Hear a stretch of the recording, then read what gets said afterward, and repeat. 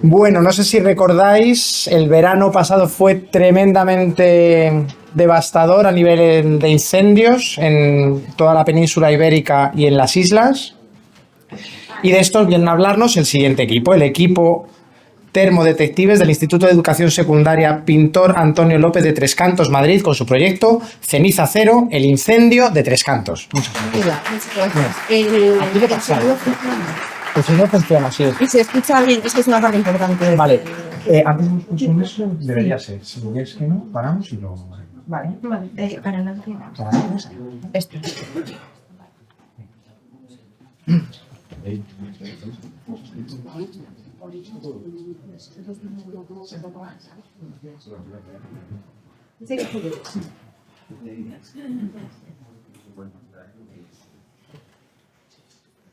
Buenos días, nos gustaría empezar agradeciendo a ESERO por esta oportunidad que nos habéis brindado de estar aquí y a nuestra profesora Lorena, que nos ha apoyado durante todo el proceso incondicionalmente. Somos el equipo Ceniza Cero y os venimos a presentar nuestro proyecto.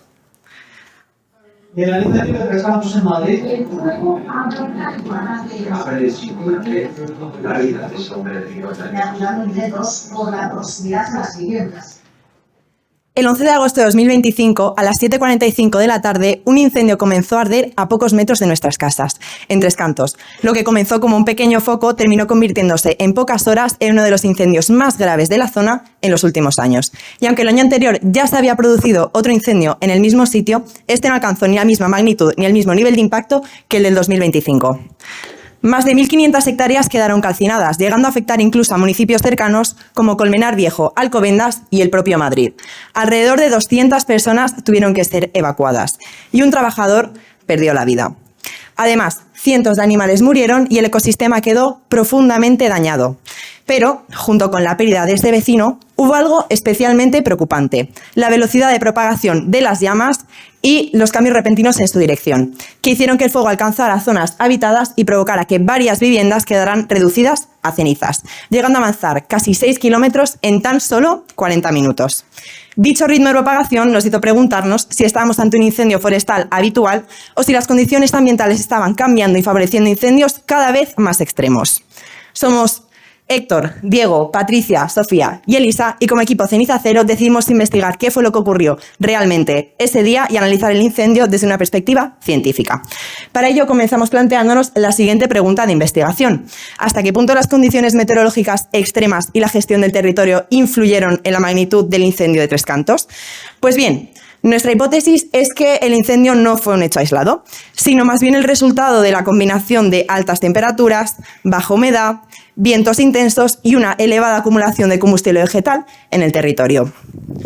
Una vez asentado esto, necesitábamos entender qué fue lo que ocurrió exactamente durante el incendio, y para ello comenzamos analizando el contexto y la evolución inicial de las llamas.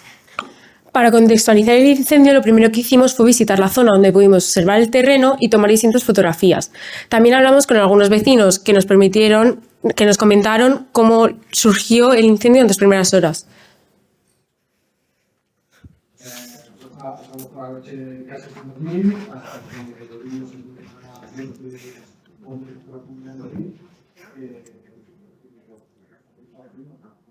Quisimos realizar una investigación periodística. Para ello revisamos noticias publicadas en medios de comunicación locales como pueden ser Antena 3 o El Periódico, que nos permitieron volver a reconstruir la cronología de los hechos, los daños producidos y recopilar todas las declaraciones oficiales que se publicaron en los primeros días. Utilizando datos de EFIS de Copernicus, investigamos si el incendio de Tres Cantos se trataba de un caso aislado y lo comparamos de manera científica con la oleada de incendios que arrasó España y Europa. Nuestros datos de España y Europa nos muestran que estos incendios no cumplen una tendencia de aumento, sino que presentan una alta variabilidad. Sin embargo, a medida que van pasando los años, aparecen cada vez episodios más extremos con valores muy por encima de la media, especialmente en 2012, 2017, 2022 y sobre todo en 2025. Esto lo que indica es un cambio en la dinámica de los incendios. Es decir, a medida que va pasando el tiempo, los incendios no aumentan de frecuencia, sino que se vuelven cada vez más intensos y más destructivos. En este contexto, el incendio de Tres Cantos es un claro ejemplo de ello. Para finalizar, utilizando datos satelitales del programa Copernicus, pudimos delimitar la zona del área afectada para establecer así una base más objetiva para nuestra investigación. Nuestra investigación la dividimos en dos fases: el estudio de las condiciones meteorológicas durante el incendio y el análisis del suelo. Para ello utilizamos distintas fuentes científicas, tanto científicas de ciencias puras como ciudadanas. Analizamos la temperatura desde 3 perspectivas distintas: el día del incendio, la evolución histórica y la tendencia climática a largo plazo. En primer lugar, observamos que en la semana del incendio había una ola de calor en la que se alcanzaron temperaturas de hasta 40 grados. Esta acumulación de calor favorece la desecación de la vegetación y aumenta el riesgo de ignición. Para saber si se trataba de un caso puntual, analizamos la evolución histórica de las temperaturas en Madrid entre 1970 y 2020. Los datos muestran un aumento de las temperaturas de aproximadamente 5 grados, con una intensificación clara a partir del año 2000, donde todos los registros superan los 39 grados. Para acercarnos más al área de estudio, analizamos datos de la Estación Meteorológica de Colmenar Viejo, donde las temperaturas máximas absolutas han aumentado en las últimas décadas entre 2 y 3 grados, lo que indica una intensificación del calor extremo a nivel local. Además, las olas de calor han aumentado, han pasado de 4 en los años 70 a unas 20 en los últimos años, con picos de incluso 40. Esto supone un aumento del 925% y confirma una tendencia hacia condiciones climáticas cada vez más extremas. Tras analizar las temperaturas, quisimos ver las condiciones previas al incendio y para ello analizamos la precipitación. Y como podemos observar, pese a que hubo una primavera relativamente lluviosa con picos en abril y mayo, las semanas previas al incendio fueron extremadamente secas, sin apenas lluvias, lo cual hizo que la vegetación se secase y se crease un entorno muy favorable para la propagación del incendio. Tras esto, analizamos el factor más importante en la propagación de un incendio, que es el viento. Y nos centramos en el intervalo horario entre las 5 y las 10 y usamos datos de la página web de Ventusky. Y como podemos observar, a las 7:45 hora del incendio se registraron rachas de hasta 20 km por hora, situándose muy por encima del percentil 75 de la distribución de ese día. Esto indica que el viento fue un fenómeno estadísticamente excepcional y que fue uno de los causantes de la rápida propagación del incendio. Tras esto quisimos analizar cómo estaba el suelo antes y después del incendio. Para ello, lo primero que hicimos fue tomar datos de la humedad de la Tierra mediante extraer datos de la página web Copernicus. Y como podemos observar, en los días previos al incendio, los valores de humedad se situaban en torno al 20%, que es un valor relativamente normal. Tras el incendio, estos valores decayeron hasta un 2,6%, lo que indica una pérdida muy importante de la fertilidad y un riesgo muy importante de incendio. Tras esto, analizamos el uso del suelo. Según la World Wide Foundation, la ganadería extensiva reduce mucho el riesgo de incendio, ya que mediante el pastoreo se reduce mucho la biomasa. En Tres Cantos, en la zona afectada, no había una ganadería extensiva. Esto hizo que se acumulase mucha vegetación seca que favoreció el incendio. Y como podemos observar en esta imagen que corrobora nuestra hipótesis, la única zona en la que sí que había ganadería extensiva es la única que no se ha quemado. Para finalizar con nuestro análisis, analizamos la vegetación.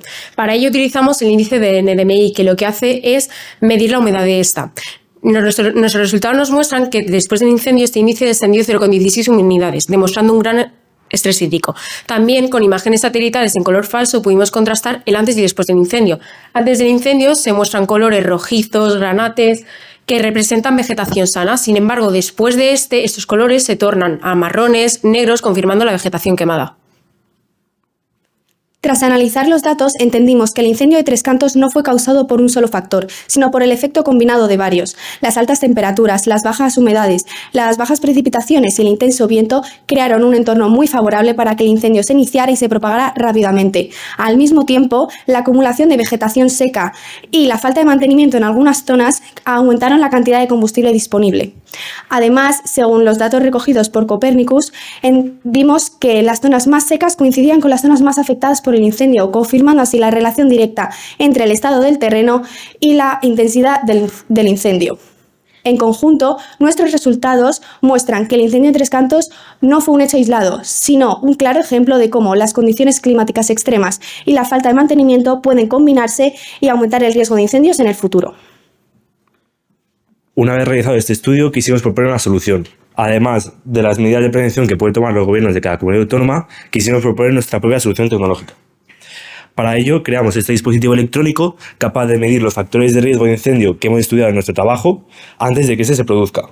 Este se basa en una placa Arduino Mega a la que hemos conectado varios sensores que miden dichos factores. Incluye 2 sensores de llama, un sensor de partículas que detecta humo, un sensor que mide la humedad de la tierra y un sensor de HT11 que mide la humedad y la temperatura en el ambiente. Además, este dispositivo se alimenta mediante una batería de 9 voltios recargable conectada a una placa solar en la parte superior del dispositivo, lo que la hace completamente autosuficiente. La placa Arduino recoge los datos y lo muestra de 2 formas distintas. La primera es mediante una pantalla LED táctil en el dispositivo que nos muestra todos los datos y es muy útil para cuando quieras realizar un trabajo de campo y no tienes un ordenador a mano. La segunda es una página web que hemos creado en la que además de mostrar los datos del dispositivo te muestra el estado del sistema, el número de dispositivo en el caso de que haya varios y la ubicación GPS. Esto es porque hemos pensado el dispositivo para mejorarlo y hacer que puedas enviar los datos por remoto y poder dejarlo en el monte sin necesidad de presencia humana. Una vez desarrollado nuestro dispositivo, dimos un paso más allá e intentamos llevarlo a un contexto real. Para ello nos pusimos en contacto con Infocam, el Servicio de Prevención y Extinción de Incendios de Castilla-La Mancha, con el fin de explorar la posibilidad de aplicar nuestro sistema en entornos reales y valorar su viabilidad a mayor escala. Además, tuvimos la oportunidad de hablar con el alcalde de nuestra localidad, con quien compartimos nuestras conclusiones y hablamos sobre la importancia de mejorar la prevención y gestión del territorio frente a incendios cada vez más extremos. Para seguir difundiendo, realizamos presentaciones en nuestro instituto y colgamos un mural a la entrada de este mismo. Asimismo, compartimos todo nuestro progreso a través de nuestras redes sociales, especialmente Instagram, con el objetivo de concienciar sobre el verdadero riesgo que supone el cambio climático. Como parte final de esta difusión, elaboramos un tríptico informativo que recoge toda nuestra investigación y resume todas nuestras conclusiones, en el cual a su vez podrán encontrar un código QR que les llevará a nuestro proyecto al completo.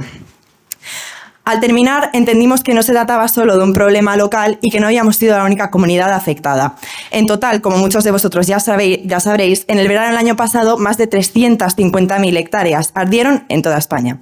Comunidades vecinas como Asturias, Galicia, Cantabria o Castilla-La Mancha también se vieron afectadas por estos incendios y sufrieron las devastadoras consecuencias que trajeron, lo que demuestra que efectivamente no se trata de un problema regional, sino de un desafío a nivel nacional. Finalmente, nuestro trabajo demuestra que los datos satelitales no solo nos permiten observar la Tierra, sino también entenderla y protegerla. En un año como 2025, que registró el verano más duro y caluroso de la historia en España, entender estos cambios resulta fundamental para anticiparse a futuros incendios y fenómenos meteorológicos extremos, porque entender lo que ocurrió es el primer paso para evitar que vuelva a suceder. Gracias a vosotros por escucharnos y a todas esas personas que lucharon y luchan por evitar que el fuego lo arrastre todo. Muchas gracias.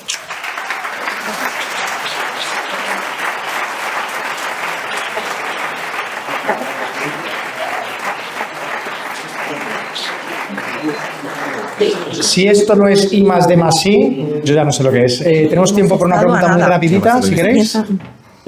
No,